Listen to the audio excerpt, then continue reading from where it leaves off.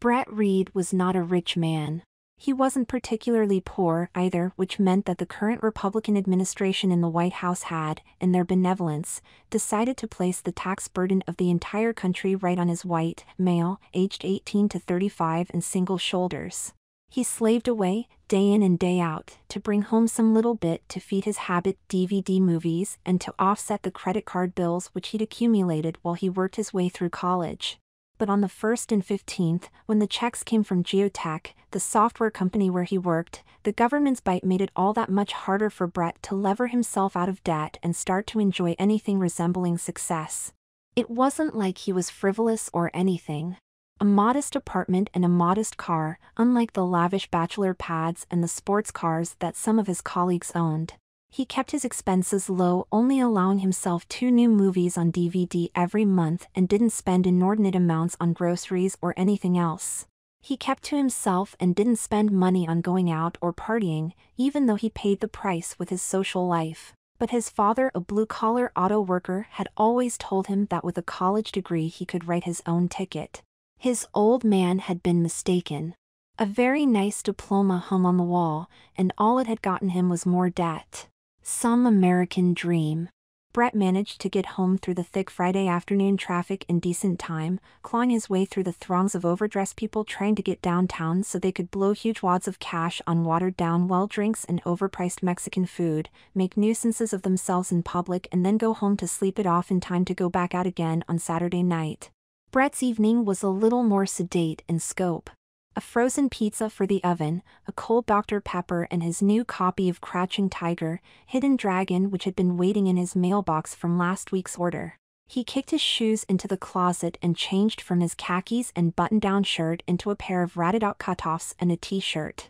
He took the pizza out of the oven after scanning the news for a few minutes, then popped in his new prize while Slider, the gray and white stray tabby cat who'd adopted him a few years back, curled up in his lap for a little bit of quality ear scratching.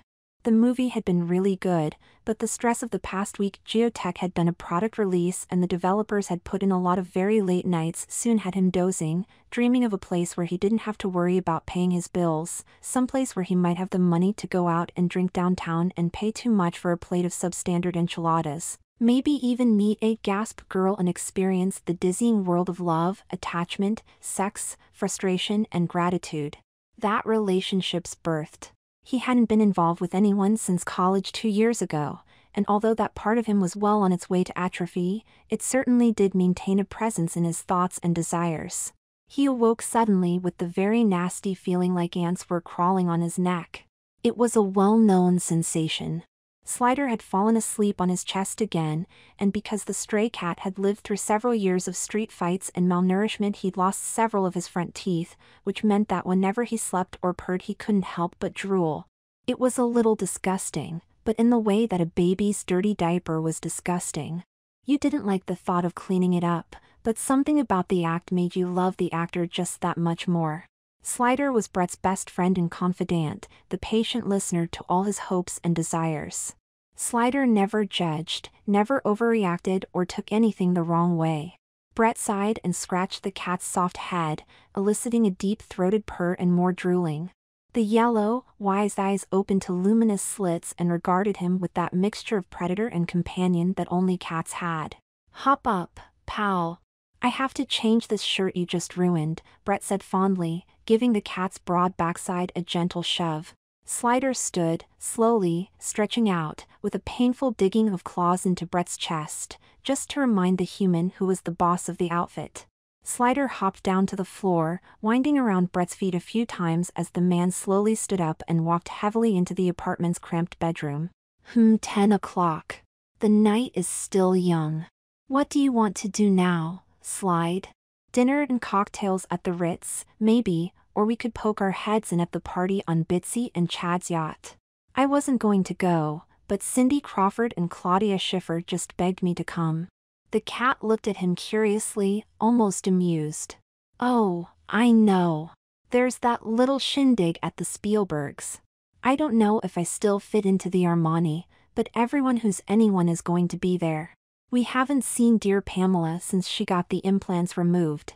He stripped off his sodden shirt and pulled another, equally disreputable t-shirt from the pile next to his bookshelf. Or how about this? We can collapse on the bed and read old comic books until we fall asleep. Looking down at the depleted pile of ready clothing in the stack, he rubbed the back of his neck and muttered, "Looks like laundry day tomorrow." He sighed and selected an old Thor comic from the pile he'd rescued from his mother's attempts to convert his old room into a sewing room. Flopping heavily on the second-hand double bed, he opened the comic and felt the familiar tug as the images and story drew him backwards, towards his youth again. Just before he surrendered to the irresistible draw, he felt Slider jump onto the bed near his pillow and curl up for another uneventful night. Brett stroked the cat's soft fur and soon had the familiar purr going again. "You got it made, little man," he said faintly, rubbing Slider's favorite spot behind his grizzled ears and making the yellow eyes close in delight. "Couldn't have happened to a nicer cat, even though you're nothing but a fur-bearing appetite." Brett sighed, looking out the window at the parking lot of his little apartment complex. "Too bad nobody feels the same way about me," he said wistfully. "You know what I mean, Slide? I just wish, hell, I don't know. I just wish it could be different somehow. I wish I could figure out a way to be happy with what I have and quit feeling sorry for myself for all the stuff I don't. Like the party crowd at college. Just fun and no worry. That's the kind of life I'd like to have." He smiled and rolled back over, returning his attention to his comic book and his purring companion. "But then, that just wouldn't be me, would it?"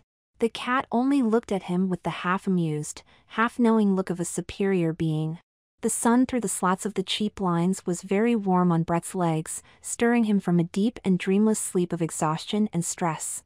His eyes parted slowly, letting the light in by increments which didn't assault his eyes, running a tongue against sleep-coated teeth. The light seemed a little brighter somehow this morning, the colors just a little bit too saturated and overdone.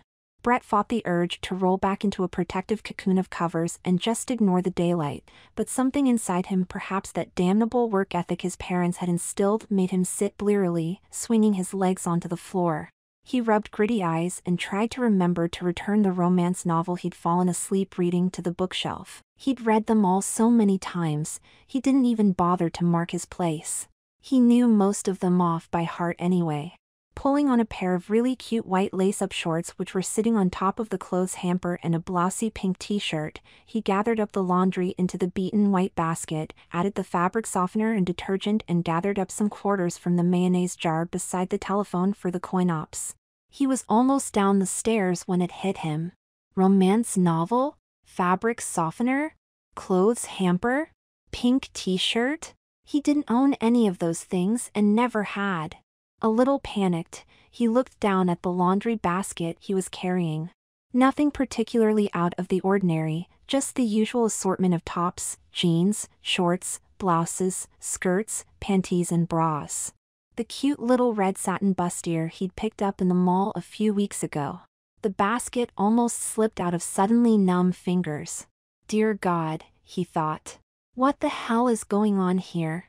Running back up the stairs, breathing hard, Brett decided against leaving the apartment. Thank God he hadn't been seen yet in the little lace-up shorts and the pink tee, until he was sure he knew what the hell was going on. He dropped the basket beside the door unceremoniously and ran into the bathroom. Shoving aside the jewelry box and the little white tackle box full of makeup, he splashed cold water on his face and stared into the mirror. The same careworn, plain face stared back at him that always did, in need of a few more hours' sleep and a shave. The little scar under his left eye from a fight he had in the 8th grade, the crooked tooth in the bottom row, the limp tangle of fine brown hair that nearly hung into the eyes. With a horrified gasp he looked down at the countertop at the makeup and jewelry. None of this was his. It couldn't be. Somehow he'd woken up in someone else's apartment, a girl's apartment. Maybe he'd eaten something, or somebody had put something in a drink he'd had. Maybe he was sick, that was it. Delirious. It was a fever dream or something. He'd passed out and some kind woman had carried him up the stairs to sleep it off in her apartment. But how did that explain Slider, who was turning around in a tight circle as a prelude to laying down in the center of the pile which heaped out of the laundry basket by the door? and the rather extensive collection of DVDs which was on the little shelf next to the television, his television. But the rest of the apartment had undergone a total transformation. His kitchen was far from the typical shambles he'd grown so used to seeing. Instead of the mismatched, thrift store dishes he'd used since college, now all of his stoneware was a matched, subdued pattern, sitting neatly in a wooden drying rack. All of the silverware was a nice, matched pattern instead of the unadorned silver he'd filched from his dorm cafeteria over the years. Colorful potholders and tea towels hung from the oven handle and the refrigerator. A dry erase board with some phone numbers, one for a girl named Monica and another for a girl named Kaylee, and a short grocery list were written in a rounded, bubbly hand with pink marker. He opened the fridge and found a load of fresh vegetables and Tupperware leftovers and a 12-pack of diet soda. The freezer was bereft of his customary Red Baron pizzas and the ever-present Nighthawk frozen dinners, replaced by frozen vegetables and a whole lot of lean cuisine entrees, and a half-empty bottle of Stolichnaya lemon vodka freezing in the door with a loaf of wheat bread. Apparently the woman whose fridge this belonged to was a stickler for emptying ice trays. As well, the bucket was full and all the trays stacked neatly and freezing beside it. Brett never refilled the ice trays until the last cube was gone. The front room had undergone a similar transformation. Instead of his nondescript blue couch with the beach towel thrown across the back and the battered and worn brown recliner he'd rescued from the room of a graduating senior at college, now he had a nice, but not too nice, matching sofa and love seat in blue and tan stripes with several tasseled throw pillows and a thick fleece afghan on the back, and a polished wooden rocking chair, similarly heaped with pillows. The movie posters were still on the walls, but instead of his vintage Enter the Dragon and Braveheart in the frames, he now had a restored Breakfast at Tiffany's and Gentlemen Prefer Blondes. The door to the bedroom was a huge repro of Marilyn Monroe standing over the heating vent on the sidewalk, her dress blowing up all around her, from 7-year itch. There was even the new addition of a nice burled walnut coffee table, across which were strewn several candle holders and latest issues of Elle, Vogue, Cosmopolitan, and Glamour. The tiny little dining area, which had formerly been Brett's home office, place to play video games, was now occupied by a little table and 2 chairs with a basket full of flowers in the center.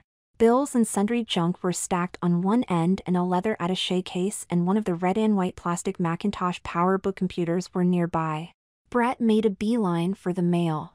It was all addressed to Brett Reed in apartment 1212. Checking outside the door, he found the matching number. It was his apartment, no matter that everything in it was completely wrong. He walked back into the bedroom. The double bed was the same, but the plain light blue sheets and quilt were gone, replaced with pink satin sheets and an enormous pink and white embroidered duvet. There was even a pink ruffle along the bottom and about 10 times as many pillows as necessary, also in pink satin. There was even a little stuffed teddy bear near the white wrought iron headboard, neither of which had been present when Brett went to bed. The nightstand held his old digital clock and his glasses, as always, but now had a white wrought iron lamp with a frilly shade and several tubes of moisturizer. The shelf underneath contained some more women's magazines, which were far from his usual collection of Penthouse which had kept him company during several lonely nights, another teddy bear, this one hugging a huge stuffed red satin heart, and a shoebox containing pictures of last summer's company picnic on the beach, all people he knew and recognized, a few snapshots of people he'd never seen before at some kind of party, and a thick white plastic vibrator that made Brett blush bright red to find. It was like sneaking into his sister's room. He felt like he shouldn't be here, even thought it was his apartment. The mirrored sliding door of the closet revealed a little walk-in positively stuffed with clothes and shoes. It seemed to be loosely organized between working clothes, several nicely tailored-looking business suits with short skirts, silk blouses, skirts, sweaters and scarves.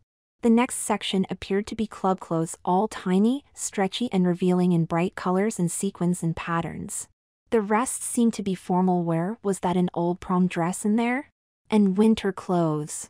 The floor was a solid carpet of shoes, in every conceivable shape and size, from flats and sneakers to a pair of black patent platform shoes that Brett had thought only strippers could walk in. The top of the closet contained a quilt and a comforter, a few boxes of Trivial Pursuit, several hats, a stack of bulky sweaters, which wouldn't be of much use in the middle of June, as it was, and a few more assorted boxes. The rest of the room contained a little dressing table with several jewelry boxes on it, a little expanding rack on the wall which held sunbonnets, ladies' hats and a few very small baseball caps. A huge Patrick Nagel print was framed on the wall, and there were several more snapshots of people he didn't recognize taped up around the mirror on the vanity. The table's only drawer contained a huge array of barrettes, hair clips and scrunchies in every color, shape and style Brett had ever seen. The bookshelf beside the doorway was filled with fantasy and romance novels, and some strange titles which Brett couldn't figure out the reason for being there. Understanding Communication, The Manager's Bible, Forming the Perfect Brand, Getting the Message Out and Driving Sales Through Exposure. Sounded like middle management crap to Brett. Next thing he knew, he'd be finding a copy of What Color Is Your Parachute? Or something equally as horrible. He hoped that his well-worn copies of all the programming textbooks from college turned up somewhere. Finding his clothes and furniture all changed was one thing, but he needed those books to help him make a living. The bathroom was utterly unrecognizable. Huge plush towels, also in pink, hung from all the racks and over the shower curtain, which was transparent plastic with huge pink flowers all over it in applique, a radical departure from his ordinary one big beach towel that he used to dry everything. The countertop was an explosion of cosmetics and lotions, with a few more jewelry boxes thrown in for good measure.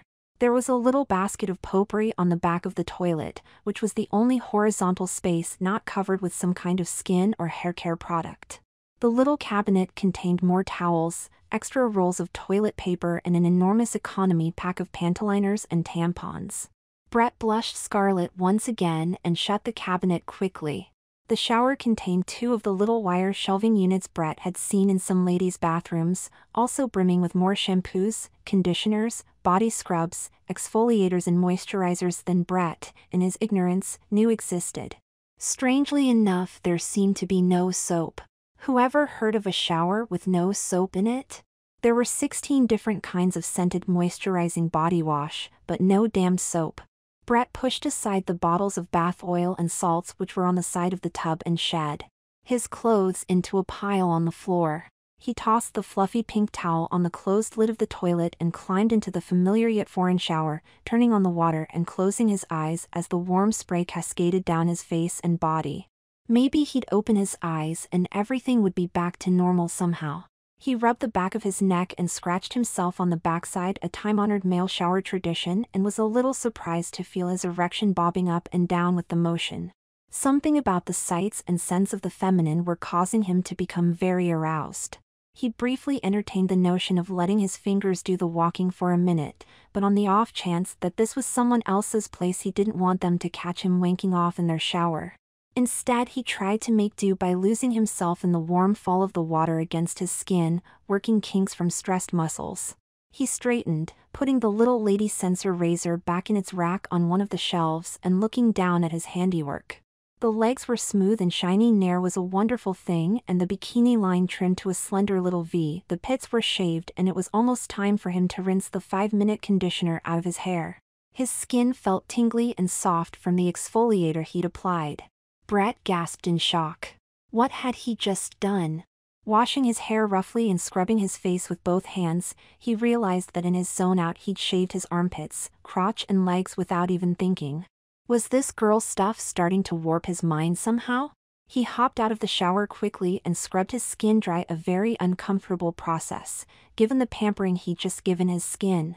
Red and kind of raw, he kicked the clothes he'd worn that morning and went into the bedroom in search of something a little more unisex. His still throbbing erection was going to be a bit of a problem. Rummaging through one of the shelves in the closet, he groaned. No boxers, no briefs, no nothing. Just row upon row of lacy, feminine panties. Selecting a pair of pink cotton high-rise panties from the stack, they had blossomed from the Powerpuff Girls on the ass, but Brett couldn't see any others that would make him feel any less ridiculous. He slid them up his hairless legs, which was a rather pleasant feeling. Some part of him that wasn't in a blind panic noticed, and began rummaging around for clothes. He finally had to settle on a little yellow baby tee with the Playboy bunny on the front and a baggy pair of London jean overalls which hid his shiny, silky legs. He shoved his glasses onto his nose, only to find that while the prescription hadn't changed, they were now tiny little Radar O'Reilly glasses with lightweight lenses in a chic feminine style. Hoping he didn't look like too much of an imbecile, he fished through the sea of shoes and found a pair of little black flip-flops with a rattan insole which seemed to fit all right. He had to get out of that place. It was making him crazy. Maybe things would be all right at work. He decided to make a dash for the office and hope that things were normal there. Grabbing his little black leather purse from beside the telephone, Brett dashed out the door and towards his car. Slider, from his nest in the laundry basket, looked on amusedly before tucking a paw beneath his chin and catching a much-needed nap. Brett must have walked past it and back 10 times before he checked in the purse. He'd actually grabbed a purse on the way out the door for the keys. Something was really wrong.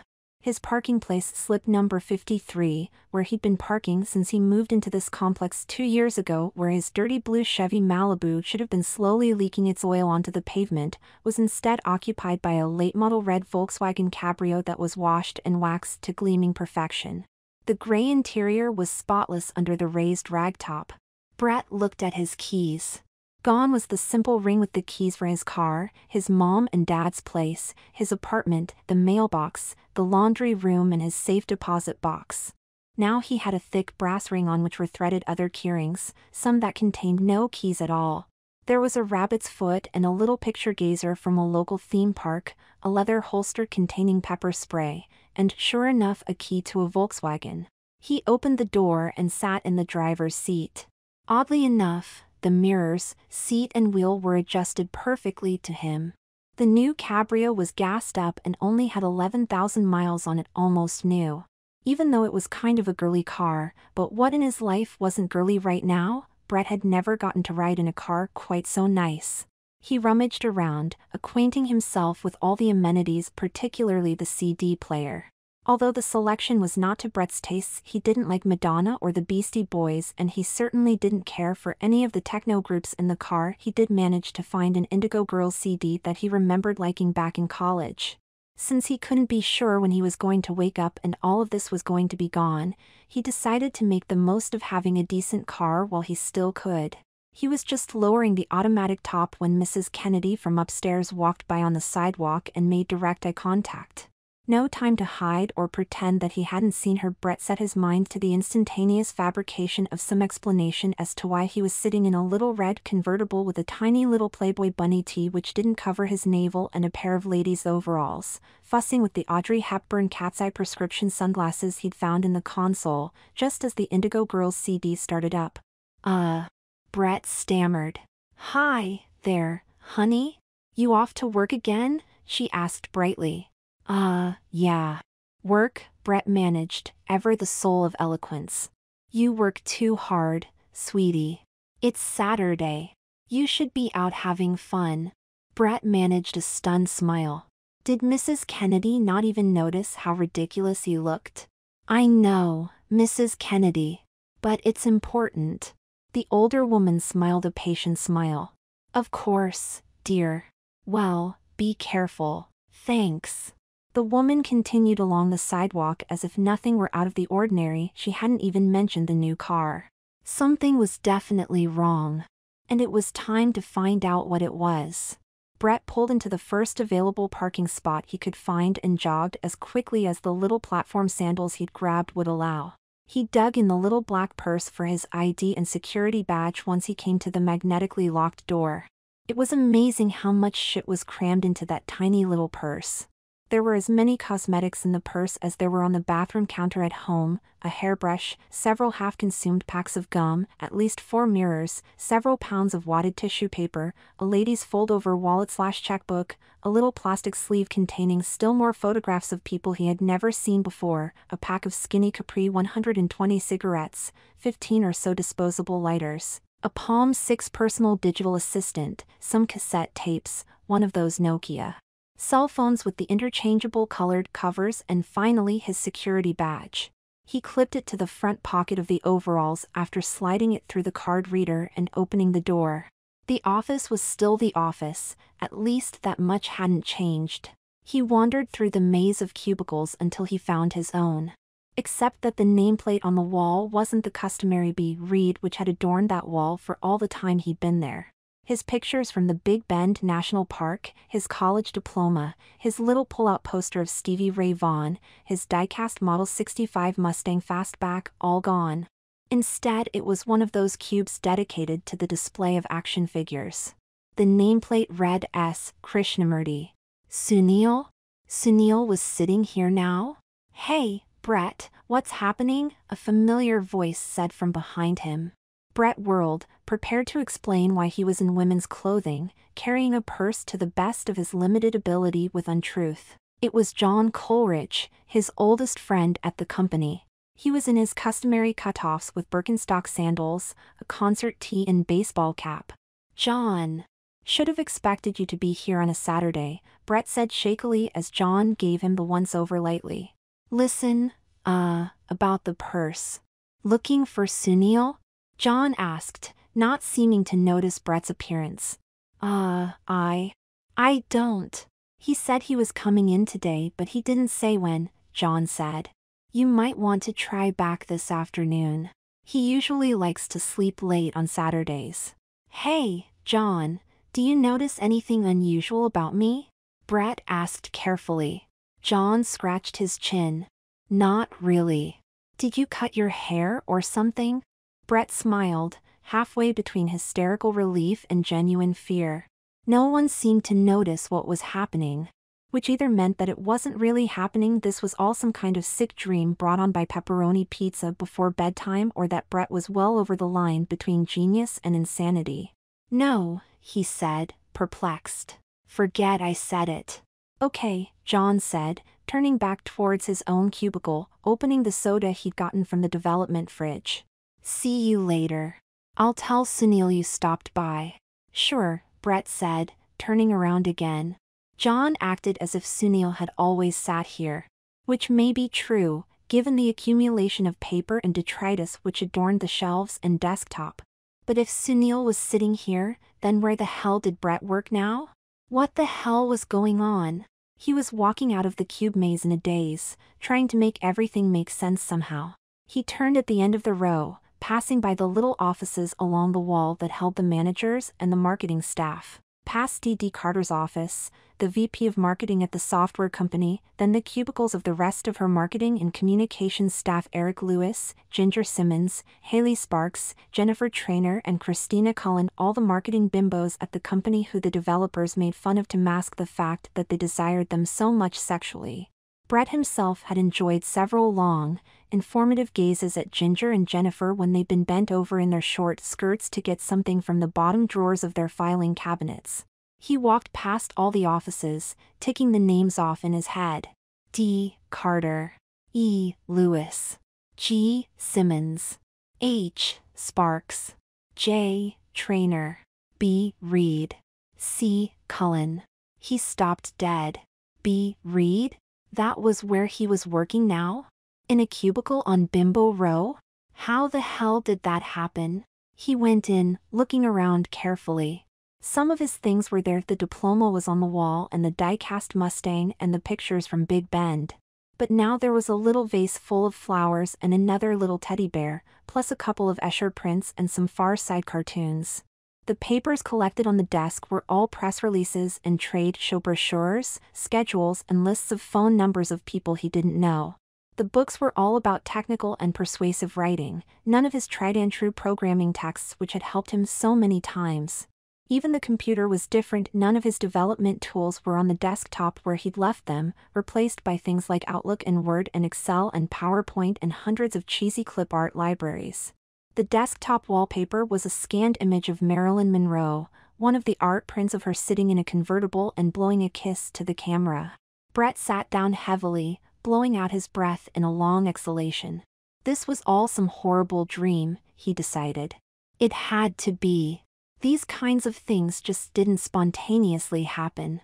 Lives didn't just radically change and spin around like this in the space of a night. He was sure he was going to wake up soon. But until then, it was time to accentuate the positive. At least he had dreamed himself up a new car. And it was time to take it out on the road. It was about noon by the time Brett decided that his whirlwind tour of the freeways should come to an end. He decided to splurge. A hamburger sounded really good to him right now and stopped by the ATM to grab a little bit of cash from his worn-out bank account to treat himself to a McLunch. He fussed through the little black purse again, pulling out handfuls of useless junk until he found his ATM card. Hoping that his PIN number hadn't magically transmogrified with the rest of his life, he stuffed the card in the slot and punched in the numbers, getting out his last $20 before the next paycheck. He sighed, wondering how he was going to make the money last another 4 or 5 days. Strange that he still looked forward to payday even though he only had the nice balance in his account for a day before he wrote the immense checks to MasterCard and his old alma mater. It was still nice to see a couple zeros. He took the cash, card and receipt from the machine and stepped back to the car. He gave the receipt a cursory look over an old habit and nearly missed the step off the curb. $1,400? There must be some mistake. He didn't make that much money with one check, and he never had more than about $40 in the account once all his checks cleared the bank. Checking the receipt number against the number on his ATM card, they matched. He marched over to the machine again, reinserted his card and checked his balances. The machine still maintained with electronic surety that his checking account held $1,413.77 and that now, his depleted savings account, which was only there to cover the checks he wrote that brought him over limit, was the proud owner of over $3,000 in funds. Impossible! There wouldn't have been this much detail, not even in a dream. Usually his dreams were oriented around the actions, not the details. He dreamed about Rebecca Romaine Stamos with a can of whipped cream, not the nutritional details on the side of the can. This couldn't be a dream, or some whacked-out hallucination. It was real. He was really wearing women's clothes, he really did have a cubicle in the marketing department at work, he really was driving a red convertible and he really had all that money. Stunned, his lunch forgotten, he sat numbly in the car again and steered it for home. Slider watched his human with a mixture of curiosity and feline worry as he sat, dumbstruck, on the new striped couch staring blankly at the wall. Even his best efforts at lovability were received with a comatose stare and a distracted stroke, not even a decent ear scratching. Losing patience, Slider hopped from the couch and stood brazenly on the counter, trying to elicit the wonderful yelling and chasing and water pistol firing that jumping to the counter or sharpening the claws on the couch entailed. The human didn't notice. Did other cats have this problem with their pets? Slider decided that the only thing left to do was to use the most powerful weapon in his entire feline arsenal. The curl up and writhe adorably on the floor method. Seldom used in this household, Slider preferred subtlety to the direct, frontal assault, but evidently necessary to snap his human out of the stupor he sat in. Flopping on the carpet, Slider curled his feet and rolled onto his back, regarding the human with round eyes as he rubbed the top of his head on the carpet, flattening his ears. The rolling from one side to the other would come a bit later, after the bait was taken. There were definite rules governing such tactics, and Slider was a stickler for rules. Slider allowed himself a flash of satisfaction. The human moved, looked down, and noticed how utterly adorable he was behaving, and the mask slipped. The human did that strange corners of the mouth expression that bared all the teeth. "Am I not paying enough attention to you, kid? I'm sorry." The human crept onto the floor, legs curled beneath it, and began to stroke and scratch all the proper spots to elicit the purr. Slider obliged full-throatedly, rewarding the human with the roll from one side to the next maneuver. "It's been a strange day, Slide," the human said. "My whole life is upside down right now. I don't know what happened. I mean, last night everything was normal and then I fell asleep and everything was different. The last thing I remember was petting your tubby little belly and reading comics.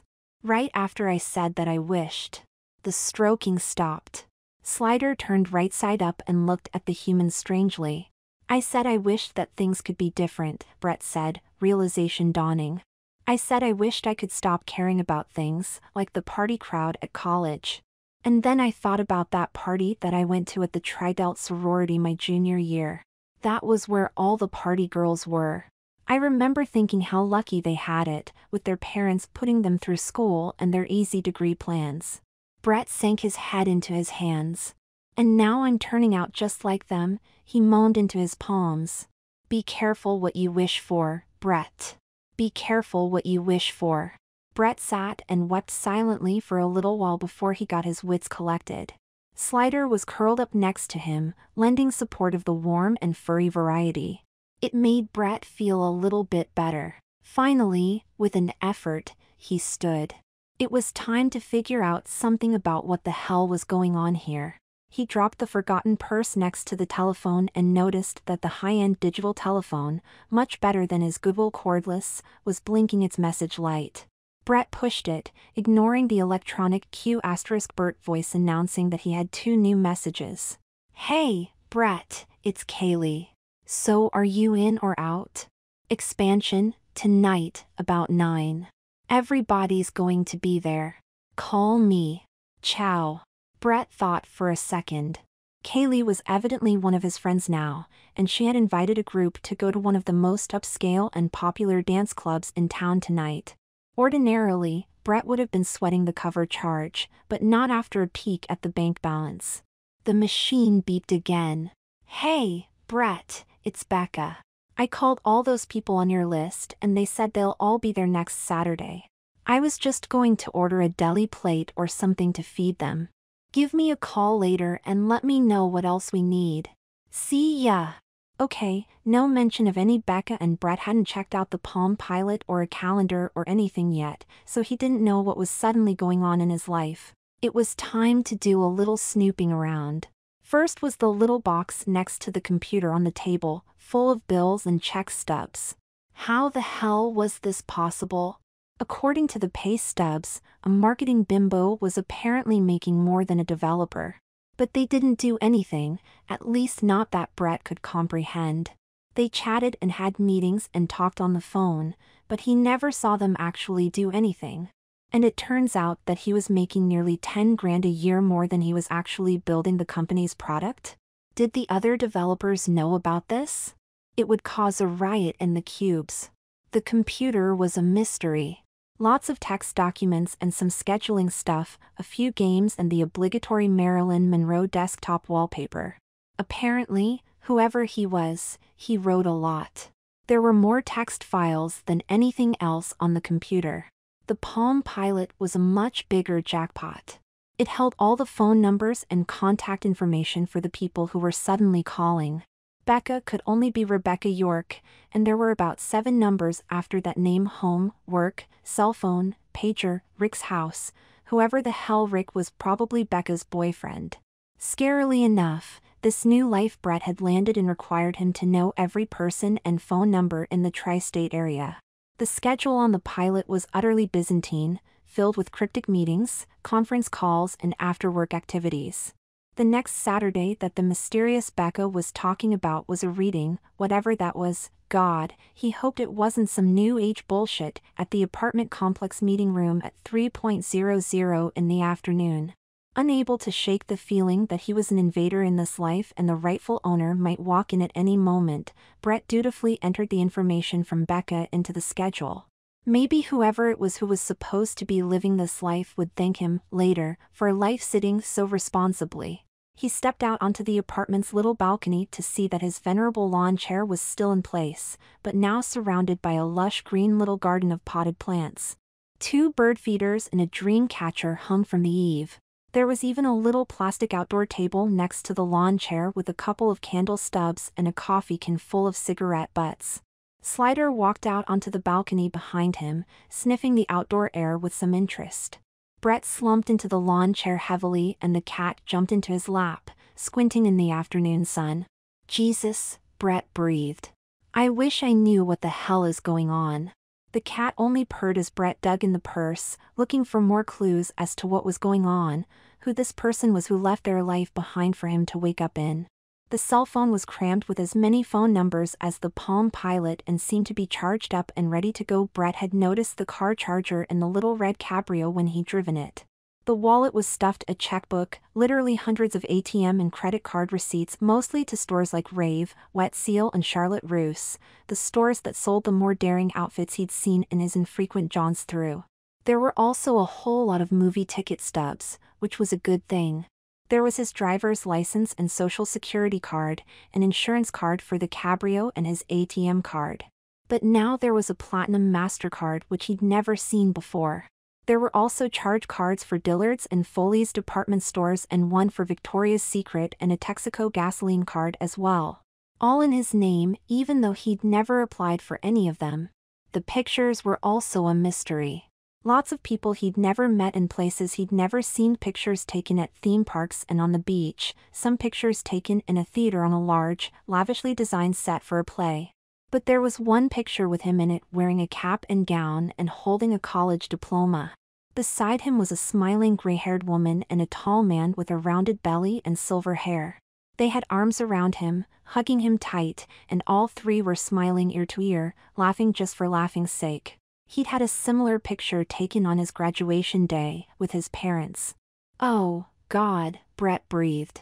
"Are these my parents now?" He tried to summon the image of his own father and mother, his father a foreman at an auto plant and his mother an events planner at the YWCA, but he couldn't manage to get any picture in his mind. The images were hazy and indistinct. But when he tried to remember events, graduations, birthday parties, and the like, they all sprang into his mind with perfect clarity, but instead of his balding father with the huge forearms and his heavy-set mother with the curly brown hair and the librarian glasses, he could only picture the silver-haired man and the slight little woman from the picture in the purse.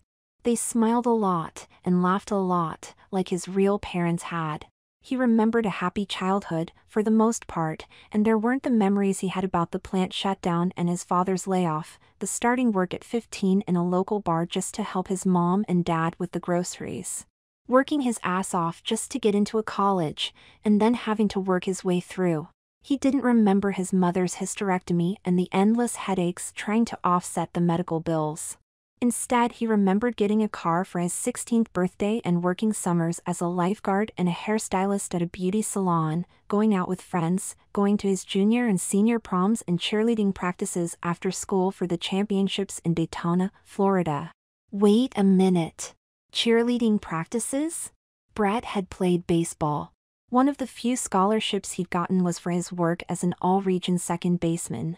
His grades had been okay, but not nearly enough to get him anything academic. But then how did he distinctly remember getting straight A's and a nice scholarship to the university? And cheering for the football and basketball teams in college? Those memories were crystal clear. Brett decided to take a cue from Slider, who was curled up and sleeping in his lap, and stop worrying about it for a little while. He leaned back in the chair and crossed his legs, starting a little at the feel of his hairless legs against the denim. Now, why in the hell had he done that? Shaving his legs was a real strange thing for him to do. He'd been standing under the warm water and letting his mind drift, and the next thing he knew he'd just done it. Kinda like now. The sunshine and the soft, warm cat in his lap, listening to the birds in the treetops. It lulled him a little bit. He snapped back to reality with a little jump, realizing what he was doing. The cat was gone from his lap, back inside, and here he sat on the balcony, with a glass of diet soda sitting beside him, a copy of Vogue open in his lap and one of the super skinny and long Capri cigarettes between his lips. He exhaled and a pale blue streamer of smoke escaped his lips. Normally he hated smoking, he never really tried but once and it had left him coughing and choking for nearly an hour afterwards, but now it seemed to be the most natural thing in the world to him. It even tasted kind of good. Brett decided to try another drag, and the bitter acrid smoke made him almost gag. He tossed the butt into the coffee can, trying to clear the tears from his eyes, and noticed the bottle of pink nail polish sitting open next to the ashtray. Looking himself over, he now noticed that his fingers and toes were adorned with several coats of pink polish. He was even holding his hands as if he was waiting for them to dry. God! He zoned out for half a second and the next thing he knew he'd done his toes, nails, and had smoked a cigarette and read Vogue until they dried. What the hell was happening to him? It seemed like every time he let his mind drift, the minute he stopped thinking about what was going on, he went and did something like shave his legs or paint his toenails. He decided to try and keep his mind focused as sharply as possible, so that he didn't have any more lapses. There was no telling what would happen if he didn't keep himself sharp. Maybe a few hours of television, something distracting like that. He turned on the tube and flipped channels for a while. He found a bridge too far on cable, a good manly man war movie that might be able to drive the girliness from his thoughts and life for a little while. Besides, it was a good film, just a little long. He tried to remember if he'd ever made it all the way through. It did kinda drag in the middle, and sometimes he just kinda dozed, not asleep, but not fully awake either. He was just reflecting on that when he felt his eyelids start to get a little heavy. He came back to reality in fire-edged darkness, a persistent buzz in his ears underneath the sounds of the wallflowers. He smelled something akin to coffee. His skin was warm, very warm, hot in fact, and he felt as if he was enclosed somehow. There were strange tensions on his skin as well, not uncomfortable, just pulls and tugs where he wasn't used to feeling them. Suddenly the fire at the edge of the darkness faded and the hum was gone. Moving slowly, Brett pushed away the weight hovering atop him and felt his face. The darkness was caused by an opaque pair of what felt like goggles. He stripped them off and got his bearings. He was laying in a tanning bed in a little salon room. His overalls, shoes and shirt were in a pile next to the door, as well as the little black bag which had been hanging on the doorknob in his bedroom. The strange tugging was due to the string bikini which stretched across his broad male chest and the little thong which was nestled in the crack of his behind, the little red triangle of fabric stretched tight across his cock. The coffee smell was obviously the tanning accelerator he was wearing. The tube laying next to the tanning bed was called cappuccino. How in the hell did he get here? Oh, yes. Of course. His concentration had drifted as he dozed during the movie on television, and he wound up here. The clock on the wall said 4 p.m. A good 2 hours had passed. Brett searched his memories as best he could as he smoothed the cool after-sun aloe gel on his cooling skin, which was now a very rich, healthy mocha color. He noticed that his hands were different, too. His fingernails now sported acrylic extensions with a sexy French manicure applied. They were buffed, very shiny and glossy, square cut and about an inch from cuticle to tip. Brett idly wondered how he was going to be able to do anything with these claws, no matter how good they looked.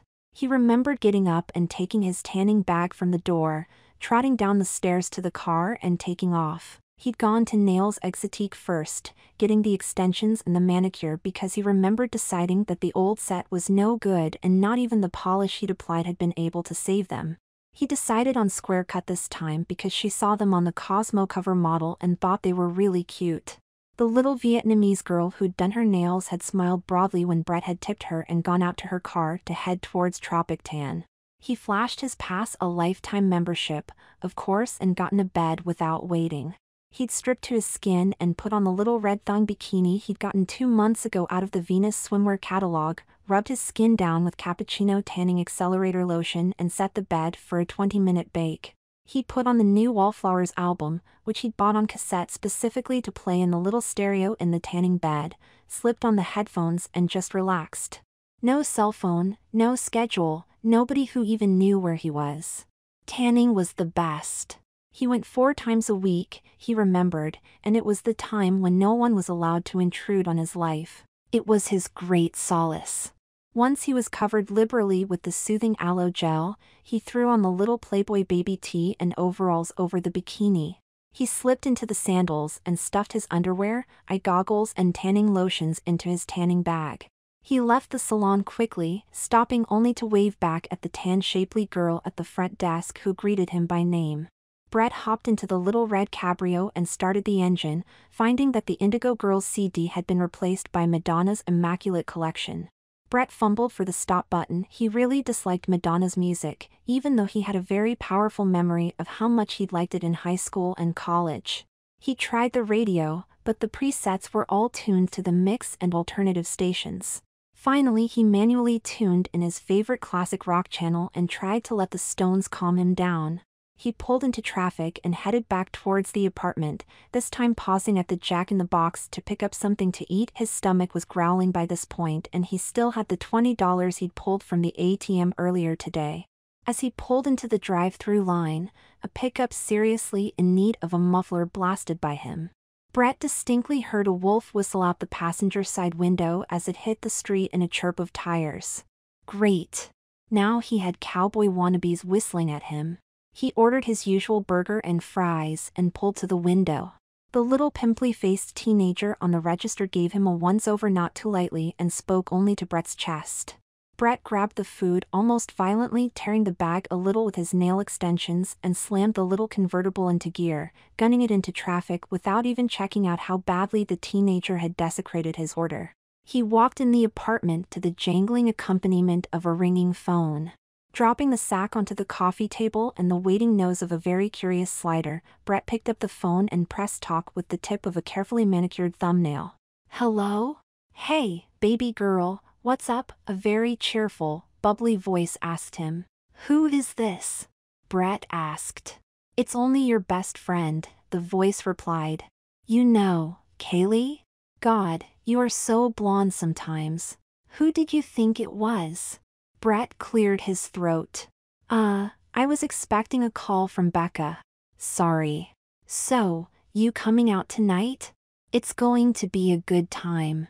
Caitlin and Ashley are already here, and Jana and Lori are on their way. Brett closed his eyes, trying to shut out the very clear pictures of people he'd never seen before that popped into his head as Kaylee named them off. "I'm not feeling very good," Brett attempted. "I think I'm just going to take a bath and call it a night." "Oh my God, you are being such a grandma these days," Kaylee chided. "Get your ass up, slap on some makeup, put on that little sequin dress you bought and get out here." "I really don't think. We're not leaving without you, Brett," Kaylee demanded. "Seriously, Kaylee," Brett said. "I really don't feel good." There was a long considering pause before, "Do you need me to get you anything?" Brett rubbed a hand through his hair, almost impaling his scalp with the unfamiliar nails.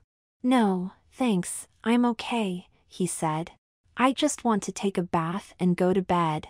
Kaylee's voice took on a conspirational tone. "I get it. What's his name?" Brett was mystified. "What's whose name?" "The guy you have over there." The only way I know that Brett Reed would miss a night of drinking and dancing is if there was a big, hunky man involved. "There's no guy," Brett said, a little annoyed. "I told you, I don't feel good." Kaylee giggled. "Oh, well, whatever. We'll be at Expansion if you change your mind, baby girl. Call me, okay? Ciao." Brett couldn't even answer before the line went dead. God, what pushy friends this new life had to offer. He set the phone back in the cradle and took out his meal, clicking on the television and scanning some channels until he found something to eat by. He knew that the classic movie channel was going to be running a Marx Brothers marathon tonight, so he started in that direction. He looked down at his half-finished burger. He'd zoned out again and had managed the meal. Brett didn't even remember tasting it and was watching the fashion emergency show on the E! Network. He dimly remembered feeling envy for the models, and expressing strong opinions about some of the clothes that they showed. He tried to take another bite of the burger but couldn't. The smell of the grease and meat just turned him off. Same with the fries. He must have been hungry for something else. Putting the burger on a plate and covering it with saran wrap, he saved it for later. Never waste food, not on his salary, and before he knew it he'd lit another of the long super slim capris and was puffing away contentedly on the couch, watching the fashion show. Brett was nearly panicked. He hadn't even dozed off that time, or lost focus. He'd just done it because it felt so natural. He always had a cigarette after dinner, ever since he started smoking regularly. He vividly remembered sneaking his first cigarette out behind the girls' locker room with Cindy Hansen and Stacy Johnson after junior high cheerleading practice. They'd almost gotten sick, but it was just so naughty and sexy looking, and it made them feel so grown up that they'd kept at it. They both slept over at Cindy's house that next Friday and had paid Cindy's big brother to buy them cigarettes and beer. They'd sat out by Cindy's parents' pool and smoked the whole pack of Marlboro Lights and drank 2 cans of Miller apiece. They'd all had headaches the next morning, but they hadn't gotten sick or anything. After that, Brett had put his $5 in the collection when Cindy's brother had bought cigarettes every week after that. But none of that had ever happened.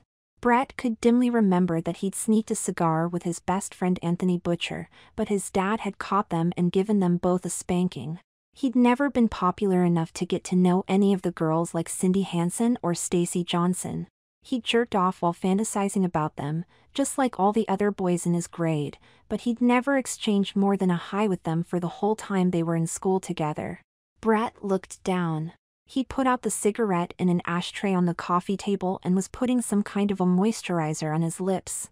His lips were always dry after tanning, he knew, even though there was no way he could know what happened to his lips after he tanned because he'd only done it for the first time today. "What the hell is happening to me, Slide?" he asked. The cat only wore his wise expression and didn't answer. Brett looked up from the computer. He'd put himself to the task of trying to zone out while still focusing on writing a short biography, some way to figure out just whose life this was supposed to be, anyway. The bio wasn't too long or involved, just the basics of where and when. Parochial school until he was 13, then junior high at Madison and onto high school at TC Jester. He worked summers as a lifeguard at the YWCA pool and also helping out as an apprentice hairstylist at a beauty salon near campus. He'd gotten an academic and cheerleading scholarship to the university and had met and fallen in love with Richard Klein there, dating him for 2 years until they broke up. It was Brett's first real heartbreak. He'd dated a great deal in high school, but never gotten more serious than a heavy pet session, and she'd never fallen in love like that. He needed nearly a year to recover from Richard and had sworn off men for a while, concentrating on his cheerleading and his double majored communications and film. He graduated cum laude with 2 Bachelor of Arts degrees and had moved to the city to find a job. He'd hired on with Geotech 2 years ago in marketing and had just been promoted a few months back to public relations director. Ginger, Jennifer, and Eric all worked for him now. He was also about to make a move into writing and directing his first short film, which explained the reading next Saturday. His parents' names were still Marla and Howard Reed, but Brett's mother now worked as a professor of literature at the local community college and his father was a consultant for Anderson Consulting, as well as being a Methodist minister. Great, thought Brett. Now I'm a preacher's kid, to boot. But one thing was made clear in the short little bio. Whatever part of Brett had written it, whatever ghost was possessing him, had clearly stated that pledging and joining the Delta Delta Delta sorority at the university was the best thing that ever happened to him, and his friends Becca, Kaylee and Monica lived in the same city and they were still as close as ever. He deleted the file and closed the laptop with a sigh. Slider had long since lost interest in the human's antics as he'd gone through every square inch of the apartment, looking for clues to identity. After pouncing masterfully on the shoestrings of his human sneakers and investigating all of the boxes, bags and other containers which were being dragged out of the closet, Slider curled up in the last square of waning sunlight on the table outside and tried to catch some much-needed sleep. After a short and very refreshing nap, Slider began a short search for his human, hoping for a bite of dinner, perhaps, or some more scratching behind the ears. Ever since the human had lengthened its claws, the ear scratching was heavenly. He found the human sitting on the strange chair in the water room, head in hands and making strange noises. Leaping effortlessly onto the counter, he summoned the human's notice with the butt of the head against its shoulder. "Slider," the human said miserably. "Will you look at me?" Jesus. I wasn't thinking and all of a sudden I sat down to pee. I sat down to pee. Slider continued his head-butting onslaught, even going so far as to add the purr, before the human caught his subtle suggestion and took up a casual ear-scratching. "I can't even remember what my real parents look like," moaned the human. "I don't remember what my first girlfriend looked like, only that her name was Angie Garver. I'm scared, Slide. Really fucking scared." The human got up and touched the shiny lever that summoned the loud whooshing sound. Slider laid his ears back at the affront. The human was standing in front of the strange window where the other human who looked just like him lived, the one who had a cat who looked exactly like Slider, and they copied one another's actions perfectly. Slider's human was examining his face intently. "I don't look different. I don't feel different. I don't understand why everything around me is different. My life doesn't fit me anymore. It may have sucked, but at least it was mine. Or is this life the one that's mine? He asked the cat, scratching the forehead absently with long nails. When I stop worrying about it, I live it like it's the one I've always had. It's a pretty nice life, from what I've seen of it. So is it my life doesn't fit me, or I don't fit my life? He asked the mirror once again. Everybody sees me as a girl, he decided. Mrs. Kennedy, John Coleridge, nobody seems to notice that I'm a guy wearing women's clothes and stuck in a woman's life. Hell, that guy at the Jack in the Crack even whistled at me. So if nobody seems to notice that I'm a guy, why should I be worrying about it so much? It's not like I was using my cock or anything like that when this happened. It's not that great a loss. He looked at the cat, suddenly. So what do you think, Slide? Think I should go out dancing? Take this new life for a spin? He ruffled the cat's fur playfully. I thought you were going to say that. Going out it is. Brett managed to find a version of autopilot, as he'd started calling it, where he could still observe and think and even have some measure of control. The best he could describe it was putting his mind in the strange, rising state right before a sneeze, and the other life seemed to take over the habits, movements and provide the basic knowledge that Brett needed, while leaving him still in control. Stepping out of the day's overalls and t-shirt, Brett went to the closet and rifled through the racks, trusting his new instincts to stop him when he came to something promising. He finally decided on a little pink sequin tube dress with spaghetti straps and a little gauzy see-through pink jacket with long sleeves. Brett also chose a little strapless demi-bra and matching thang panties from the drawer along with a pair of dark pantyhose with a glittery finish. He slid into the panties and bra, which still looked admittedly weird on his male body, with the ease born of his new instincts. Sitting on the bed, he glided the pantyhose up his hairless legs, a wonderfully erotic feeling, he discovered, and managed to get them snug against his crotch over the panties.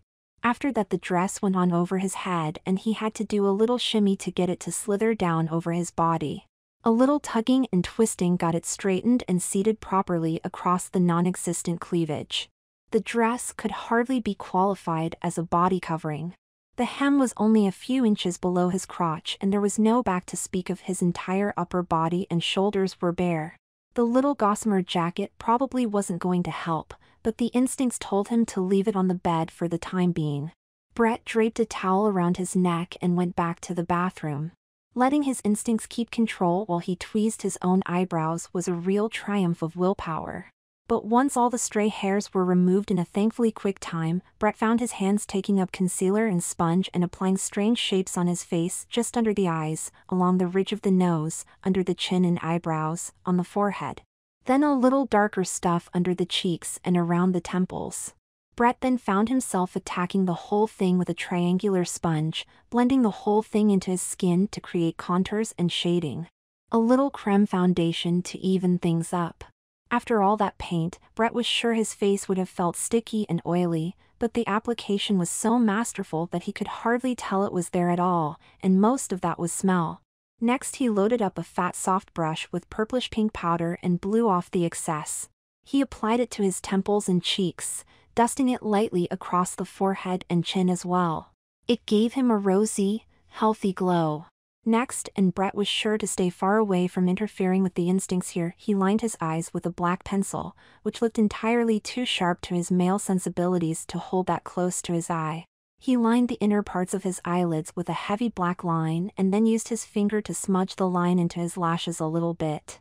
Then he traced a strange contour around his eyes with dark gray shadow with a little shimmer to it and smudged that as well, giving his eyes a dramatic, smoky, sultry look that Brett really found sexy. He then applied a medieval torture device to his eyelashes that made them curl and applied a thick coating of black mascara to his upper and lower lashes. God, it looked incredible. Even his male face in the mirror seemed more feminine, softer and infinitely more glamorous. Brett had always believed that no man could ever pass successfully for a woman without plastic surgery, but after the magic he'd worked on his own male-looking face, he decided that perhaps he'd spoken in ignorance. Even his male face looked beautiful. Just for a moment he wondered what those who saw his other face would see. Brett finished it all off with a thick application of pinkish-purple lip pencil, first lining his lips and then filling in, and a thick application of clear lip gloss over that. Then he powdered the whole thing with a huge, soft brush to set it in place. The cosmetics used: powder, lip color, eye color and mascara, all went into the little silver sequined clutch purse Brett had selected to go with the outfit. Next came the hair. Brett had always worn his short, but the brushing, combing, spraying and moussing he went through seemed to belie his short shorn locks. After a strange interval of watching his hands work on hair that didn't seem to be there, he dug in the jewelry boxes and came out with several silvery bracelets and 2 enormous silver hoops for his ears. This should be interesting, Brett thought as he watched his hands reaching up to insert the pierced posts into his unpierced ears. But the posts slid through the skin of his ear effortlessly as if there was nothing there. Brett took over from the instincts for a moment and looked carefully at his other ear. No hole for a piercing in sight. But the other earring slid through the seemingly whole skin with no resistance and no pain. Brett was mystified. The same thing happened when he opened a pair of disposable contact lenses and slipped them into his eye with a practiced motion, even though he'd never worn contacts in his life. Checking his appearance one last time, Brett nodded in satisfaction and went back into the bedroom. He put on the little gossamer jacket, which did nothing to cover or even keep out a chill, and sat on the bed long enough to strap on some sexy hot pink platform shoes with the contoured go-go heel. Brett sighed. Now he knew that he'd have to let his instincts run the night. If Brett Reed, man, tried to walk in these things, he'd fall and break his neck. But the other Brett didn't seem to have the slightest bit of trouble. Simply by rolling his hips a little and taking smaller steps, it was effortless. Brett threw keys, ID, phone and some cash into the tiny little purse and scratched Slider a goodbye from his vantage on the back of the love seat. Hoping desperately that whatever instinct guiding Brett knew how to dance, he walked out the door and downstairs to the car for his first night out with the girls. He was decidedly lucky to find a parking place downtown at all, much less one so close to the club. The line was out the door and extending down the block admirably, full of men and women dressed to the nines in the hopes of hooking up tonight. Brett let his instincts do the driving and walked along the line, hips swaying and heels clacking on the sidewalk to the time of the thumping bass coming through the walls of the club. He made a beeline for a group of incredibly attractive, talking girls about 3/4 of the way up to the door. "Oh my God," a tall brunette, dressed in a blue and yellow tie-dye tube dress, exclaimed when she saw Brett. She rushed up, arms wide, and gathered Brett into a close hug which caused her breasts to flatten deliciously against Brett's midsection. "I'm so glad you came. I was totally hoping you'd change your mind." Foggy recognition dawned on Brett's mind. Kaylee Mitchell, her college roommate in the Tri-Delt house. A trust fund baby, a business major, on the cheerleading squad and the dance team with him for 4 years. Brett's best friend. The other girls in the group slowly filtered in through Brett's confusion. A smiling, bouncy girl with long brunette hair in a leopard print miniskirt and a black leather tube top was Monica Kavanaugh. She hugged Brett next, dragging him over into the line to meet the rest of the group. Tall, statuesque beauties, all Jana Roberts and Ashley Cole were the tall, tanned blue-eyed blondes. Caitlin and Lori Straussman, fraternal twin sisters, also Tri-Delts, were willowy brunettes with huge, oblique brown eyes, and the last girl, a short, pale beauty with a huge curly mound of reddish-brown hair and sparkling green eyes, was someone Brett didn't know. "Brett, this is Kimberly. She just started working at the salon with me last week and doesn't know anybody," Monica explained. Brett smiled and extended a hand. "Welcome to the Brat Pack," she said. "Hi," Kimberly said. "Nice to meet you." The girls stood in a knot, chatting loudly, as the line crept forward slowly. The topics of conversation were all in a pattern: the clothes the other women were wearing, which seldom met with approval, the relative merits of the men in the line and who was going to be singled out for flirtation, the clothes the other girls in the group were wearing, which always met with approval, the cute guys who worked at their respective jobs, and the cheating and horrible ways of Jenna's boyfriend Derek. Brett just listened and tried to follow along, trusting to his instinctual memories to answer any questions but not actively trying to get into any conversations. "Are you sure you're feeling up to this, baby girl?" Kaylee asked quietly as they neared the door. "You're really quiet tonight. If you really don't feel good, you should go home." Brett shrugged in what he hoped was a happy-go-lucky way. "I got all dressed up," he said. "I might as well have a little fun." Letting the autopilot do the work, Brett managed to smoke a couple of cigarettes and pass the time by just listening to the others, even managing to evade a very lame attempt at seduction from a drunk man in a black suit with bad breath and acne scars who was in the line ahead of them. Finally, after a seemingly interminable wait, they were at the entrance to the club. $10 cover, the bouncer, a stoic wall of a man, said with a bored expression. All the girls paid up quickly and got their hands stamped and walked into the noisy dark bedlam of the hottest dance club in town. Brett kept largely to himself, dancing in a corner of the floor surrounded by his friends. Men came up and asked several of the girls to dance, and depending on how they looked and dressed were either accepted, put off, just to see how serious they were, or declined outright. It was so incredibly shallow, the part of Brett that had been those men recoiled in disgust. So much so that when a shy-looking 30-something in the best imitation of a designer suit that Sears could offer asked him to dance, he accepted graciously. "I'm Kevin," the man said, trying his best to dance effortlessly and failing. "Brett," he replied, amazed at how easily dancing was coming to him from the autopilot instinct. But he had been a dancer and cheerleader in high school and college, so it only stood to reason. "What do you do, Kevin?" He blushed a little. Brett's heart melted a little bit for some reason he could describe. It was just that the blush, the look away, the nervousness, it was all so damned adorable. "I'm a computer programmer," he said. "Really? What firm?" Brett asked. He cleared his throat. Since he was trying to ape her dance moves, his dance was looking a lot better. "AccuSoft," he said shyly. "I write billing software. I'm in marketing over at Geotech," Brett replied. "We're just down the street from y'all." "Oh, the guys that write the global positioning software. Very cool stuff over there," Kevin said, starting to look a little more animated now that he was on familiar ground. "I have a buddy over there, his name is Will Hyatt." "You know him?" "Of course I do," Brett thought. "I sat 2 cubes away from him."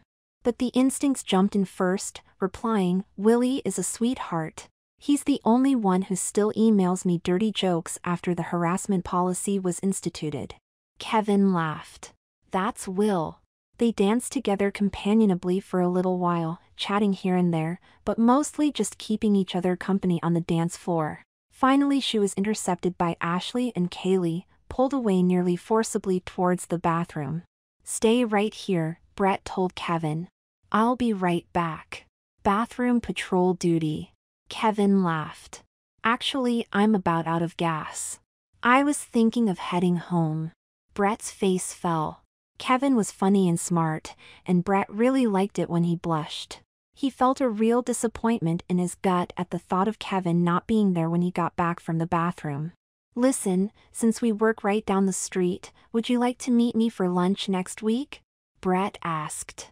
Kevin swallowed nervously. "Seriously?" he asked.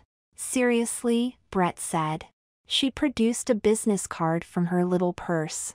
"Email me or call me or something. There's a Mexican place that just opened up near work that I'm dying to try out. You can come be a guinea pig with me." Kevin looked at the card as if Brett had handed him a live adder. "You're sure?" Brett didn't know what possessed him, but he laid his hand over Kevin's and gave a gentle squeeze. "Why wouldn't I be sure? Call me, okay?" "Really?" Kevin put the card in his pocket. "I might just surprise you." "I hope you do," Brett said, winking at him before turning to the waiting Kaylee and Ashley. He put a little extra sway in the walk, he had no idea why, and looked back over his shoulder as he left the dance floor. Kevin was still standing there. He had taken the business card out of his pocket and was staring at it like it was the Holy Grail. "Isn't that taking the charity thing a little too far?" Ashley asked, tossing her long blonde hair over one shoulder. Brett giggled. He actually giggled. "You are such a bitch," he snorted playfully. "Please, Ash." "He was cute," Kaylee said. "What is his name?" "Kevin," Brett replied. "He's really shy, but he's really funny, too." Ashley shrugged. "Not my type, I guess," she said. "But I can see where you could call him cute. I like the dimples." Brett leaned against the bathroom door, about to open it when he noticed the strange looks that Ashley and Kaylee were giving her. "Are you guys coming?" Brett asked impatiently. "Not in there," Ashley said, pointing to the men's sign prominently displayed on the door. "You must really be not feeling good." Brett blinked his eyes slowly. It took a moment for him to realize his mistake. "Oh, shit," he said, giggling. "I'm really out of it tonight." Kaylee took his hand and led him back towards the girls' room. There wasn't as much mystery about the place as Brett had originally suspected. It did smell a little better than the average men's room, but aside from the little shelf for purses in all the stalls, the tampon dispensers and the lack of urinals, it was just a bathroom. He did his business and tugged all his undergarments back into place, then went out to the mirror to touch up the makeup and hair. Kaylee stepped up to the mirror next, taking out her mascara wand and retouching her lashes. "What do you think of that Kimberly girl?" she asked. Brett shrugged. "She seems really sweet," he replied. "Yeah," Kaylee said. "But if she breaks Monica's heart, I'll kill her." Brett tried not to let his surprise show. Monica was gay? Slowly, the memories of his friend's homosexuality broke through the haze, and he remembered. Not only was Monica gay, her last lover had screwed her over royally, and Monica had taken nearly a year to get over the broken heart. It was great that she was trying again, but Brett felt the same protective urge that Kaylee had just expressed towards their friend. "I know what you mean," Brett said. "But I think it's great that Monica's trying again. She was so fucked up after Christine left her that I thought she'd never get it back together. And Kimberly is nothing like Christine was," Ashley added, stepping up to the mirror to powder her nose. "She's really sweet and cares about Mon a lot. I don't know that much about her, but I just get this feeling, you know?" Brett nodded assent. "I get the same feeling." Kaylee smiled. "I hope it works out," she said. "Mon deserves a break. And hopefully some mind-blowing sex, too. Christ knows the girl needs some." Ashley sighed. "She's not the only one." Kaylee pushed Ashley's shoulder gently. "Please. You have more dates than the rest of us put together." Ashley pouted. "I have a lot of first dates," she said. "Nobody worth keeping." "I can see if Kevin has a friend," Brett offered, and they all collapsed in tittering laughter. "I guess I'm just attracted to the wrong kind of guy," Ashley said. "They look so good, but they always turn out to be jerks." Brett pushed past the instincts and said something to a beautiful woman he'd wanted to say for years and years. "Then quit looking so hard at how they look," she said. "Seriously. I met a really great guy tonight. He's no Brad Pitt, but he's kind and funny and sweet. You call it charity. You may think I was slumming or something, but I call it looking past the pretty boys and trying to find a real man." Kaylee looked shocked for a moment and then nodded.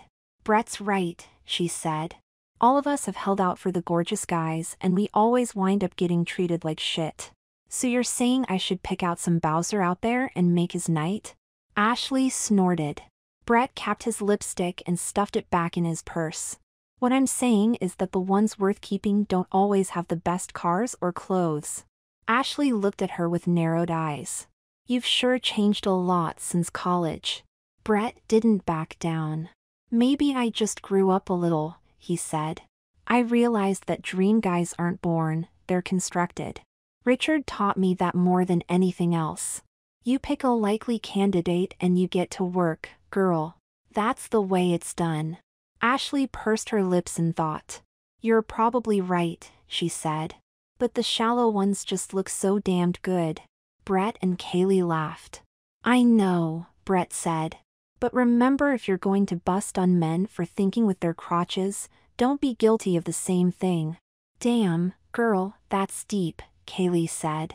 "You should write your own version of Men Are From Mars, Women Are From Venus," Ashley added. Brett grinned, doing a sexy Marilyn Monroe vamp. "I'd call it Men Are From Earth, Women Are From Earth. Just fucking deal with it." It was well past 1 o'clock when the group broke up and headed towards their cars. They stayed in a group to the car which was parked the farthest away Lori's, and then she gave them a ride back to each of their cars in turn. Brett was a little taken aback by this natural clumping instinct to protect themselves from predators. The women just accepted it as a basic fact of life and didn't let it bother them too much. But Brett found himself more than a little bit offended that such behavior was even necessary in this modern, civilized world they supposedly lived in. Through some conflict of scheduling and logistics, it turned out that Ashley was going a different direction from where she'd originally come, and it would be a real pain for her to take Kaylee home. Brett, accessing his provided memories, discovered that Kaylee's apartment was on the way home and it would be no problem for him to drop Kaylee off. So the two best friends piled into the lipstick red cabrio and headed out into the Saturday night traffic downtown, dodging the people that were just fine to drive and making their careful way back to the freeway. Kaylee filched a cigarette from Brett's pack and they both smoked while waiting for the lights to change. Drunken frat boys whistled and jeered and catcalled from the other vehicles, but the two women tuned it out admirably. Brett was even surprised to find himself feeling a little flash of excitement and pride. "Did you see Kimberly and Monica holding hands? That was so sweet," Kaylee gushed. "I am so happy for them both." "I am, too," Brett said honestly. "They are a really cute couple." "I've always wondered about what it must be like," Kaylee said. "Is that a come-on?" Brett asked sarcastically. Kaylee's eyes were serious and somber. "Do you want it to be?" Brett swallowed hard. I don't know what to say, Kaylee. I've known you, like, forever, and you're my best friend and I don't ever want to screw that up. But if you're asking me if I've wondered what it would be like to sleep with you, then your answer is yes. All the time." Kaylee looked surprised. "Really? I'm not gay or anything," Brett explained. "But you're so sexy and beautiful sometimes, I can't help but wonder. I hope that doesn't freak you too badly." Kaylee took a drag off her purloined cigarette and looked Brett in the eyes. "I've wondered about you, too," she said finally. "Back in college.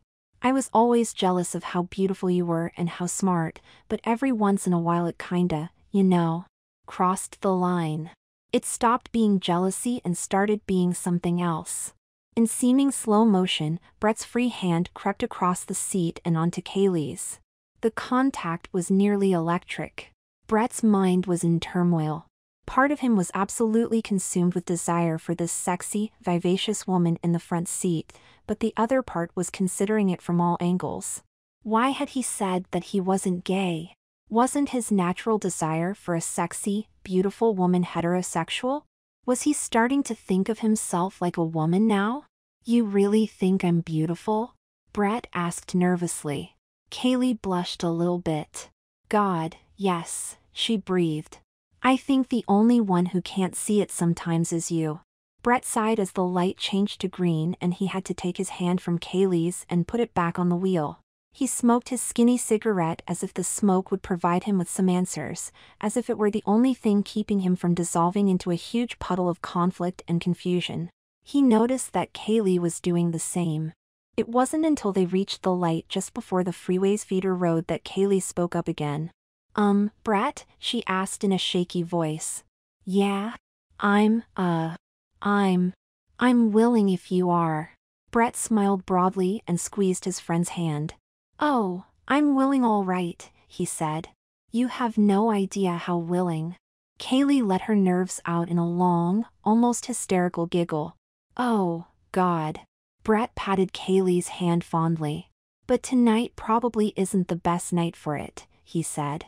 "We're both too nervous and too freaked.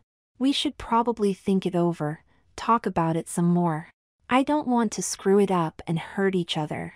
"You're right," Kaylee said. "Don't get me wrong," Brett said. "I'd love to take you back to my apartment and kiss every square inch of your body right now. But we need to take some time and do it right, you know? You mean way too much to me for me to mess it all up because I'm horny." Kaylee sighed. "I'm relieved," she said.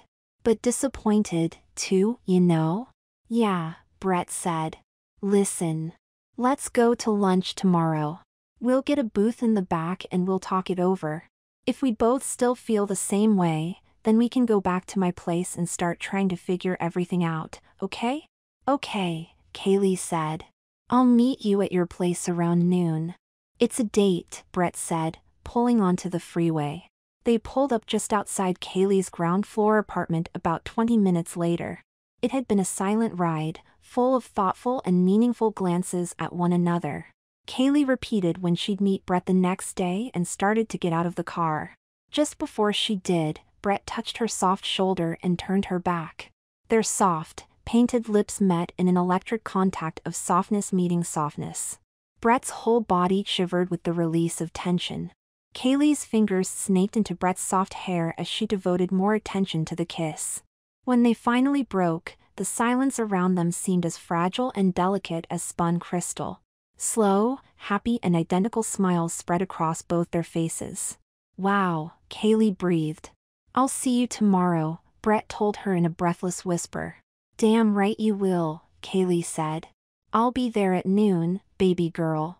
"Sweet dreams, Kaylee," Brett told her. "Good night, Britt," she said, getting out the car and trotting to her door. Brett got home a short time later, stripping himself of the evening's finery and making his way into the bathroom to wash off the makeup and get ready for bed. Kaylee and Kevin alternately consumed his thoughts and his heart was beating 1,000 miles a minute. Nothing like this had ever happened to him either before or after the change.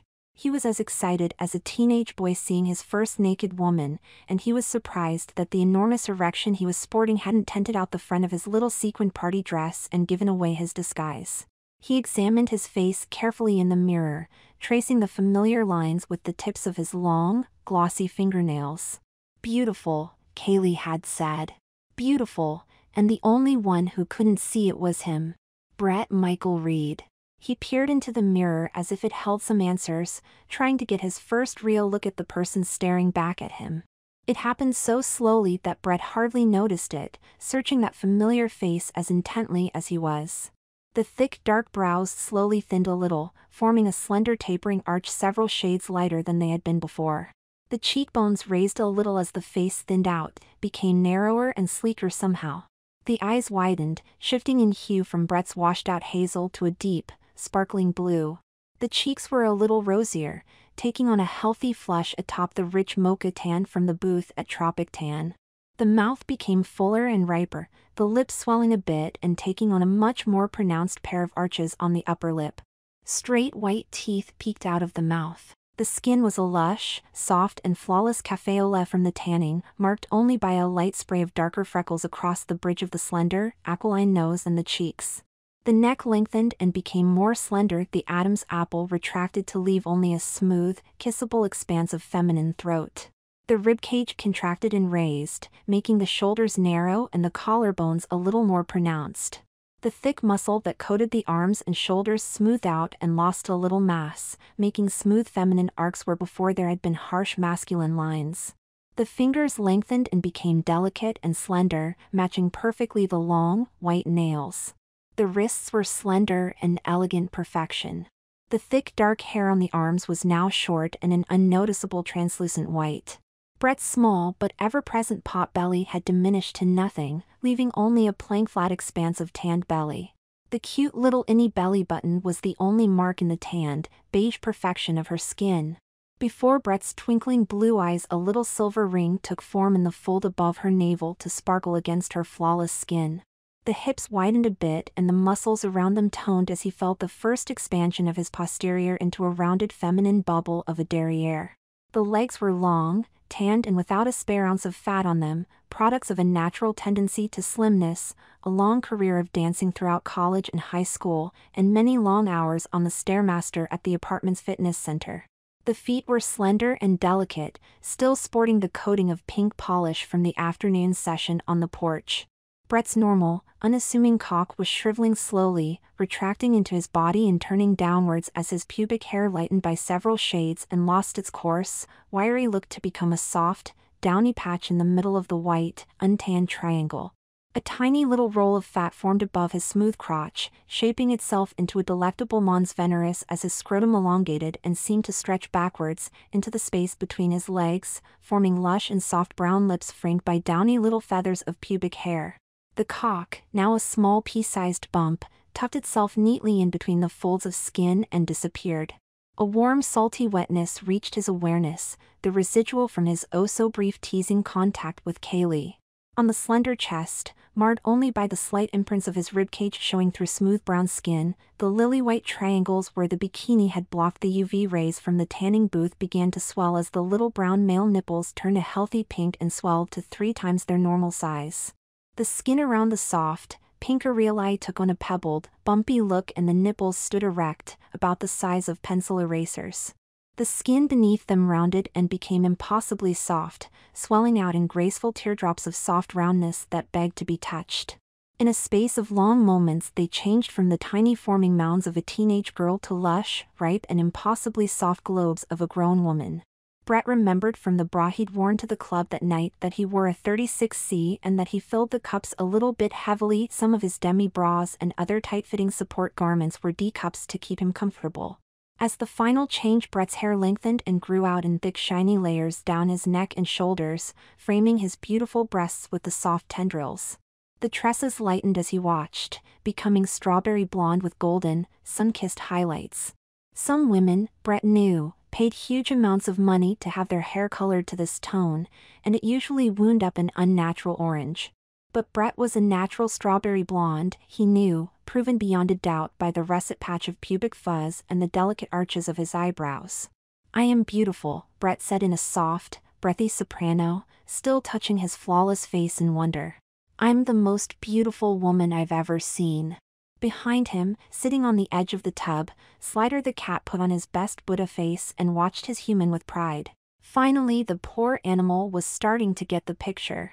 Brett was up early the next morning, scurrying down to the laundry room to wash clothes, something she should have done yesterday, but had gotten lost in the shuffle somehow. Yesterday had been a strange day. She'd kept getting lost and thought about things that had been second nature for so long that thinking about them took more time than just accepting them and moving on. As she waited for her last load to dry, doing a little dance to the faint music coming out of a nearby apartment window just to pass the time, she checked the time and saw that she still had time to fold and put everything away and still get a shower before Kaylee showed up. Her stomach filled with butterflies at the thought of it, but she found herself desperately hoping that her best friend still felt the same way she did when they'd left each other last night. Last night. Brett was so glad she'd decided to go out after all, not only because of what happened with Kaylee either. She found herself waiting eagerly to hear from Kevin at some point during the week. He was really sweet, and the more she talked to him the more attractive he became. He had a really easygoing and funny way about him once you penetrated the wall of shyness. Brett found herself really liking him. She didn't know how in the hell she'd manage to balance Kevin and Kaylee both, but she was sure that there had to be a way. If she could just be honest and open with both of them, then she could make it work. She had utmost confidence in that. Taking up the laundry basket, she trudged her way back down the sidewalk and towards her apartment. The little black platform slip-ons with the rattan insoles flapped noisily against her heels as she walked, her bare legs fairly glowing in the sun. She was wearing the white lace-up shorts she'd had on the other day when she first woke up and a little white girly tee that left her midriff bare and had red 3/4 sleeves and a red number 23 across her prominently displayed breasts. Her hair was in a sleek ponytail held back with a scrunchie and she had her Audrey Hepburn cat-size sunglasses nestled in her bangs. She looked hot as hell, she knew, but then that was one of the joys of being an attractive girl. Brett got to make the effort to look hot as hell everywhere she went. She just wished she could shake the feeling that something was missing. There was some part of yesterday and today that still wasn't quite complete, some little detail she'd overlooked that kept her life from being the way she wanted it. Maybe if she kept thinking about it long enough, she could figure it out. As she turned up the sidewalk to go towards her apartment, she noticed for the first time a U-Haul truck backed to the curb and a couple of sweating, burly-looking guys wrestling a heavy couch out of the back, all under the watchful eye of a really cute girl in a halter top and cut-off shorts. She turned, a little startled at the newcomer, and touched up her kinky black hair in embarrassment. "Hi," Brett said. "Are you moving into 1215? "Yeah," the girl said, lifting her sunglasses into her hair with a broad smile. She had the classic, panther-like musculature and bone structure that Brett envied so much in black women. "Cool," Brett said happily. I live right across the breezeway from you, in 1212. Nice to meet you, the girl said. I'm Lisa. Lisa Everett. These are my brothers Eric and Robert. They're helping me move. Brett extended her hand as best she could while still balancing the laundry basket. As she was about to speak, that final missing detail she'd been worrying about snapped into clear focus. Brett swallowed what she'd been about to say and started again. I'm Brittany Reed, she said to her new neighbor. But everybody just calls me Britton. High above, peering down from the living room window of apartment 1212, a pair of yellow feline eyes regarded the two women and then closed, knowingly and satisfied.